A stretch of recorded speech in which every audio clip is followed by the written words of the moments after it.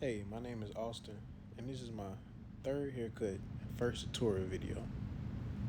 So, I just got into barbering this year, I'd say about 2 months ago, and I only started so I could save money and make money on the side as well. I really enjoyed it thus far, and I want to continue to do it because I've been getting better and better so far, and it's a good thing. So this is my typical setup when I'm either cutting my hair or somebody else's hair. I have my trimmers, my clippers, my comb, my brushes, my alcohol, and my guards. Since so far I only cut black people, I don't need that large guards. So whenever you go in and cut somebody's hair, before you cut, you always want to go in and comb out. Because if their hair was laid down, depending on the hairstyle, if they had waves or whatever the case be, if their hair was connected and you just went through without combing out, you could patch their head.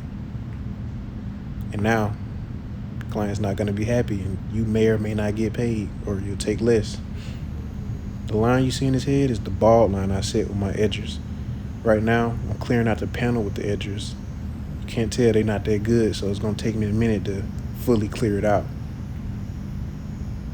Clearing it out now, instead of just going ahead and starting to cut, is what allows me, just for myself, to see my cut or envision what I want it to look like in the end.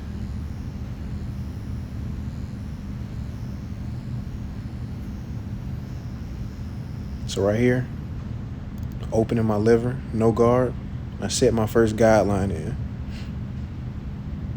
Right here, I'm finna take out another guideline that I had already set after that, or afterwards. This right here was the end goal after the edge up.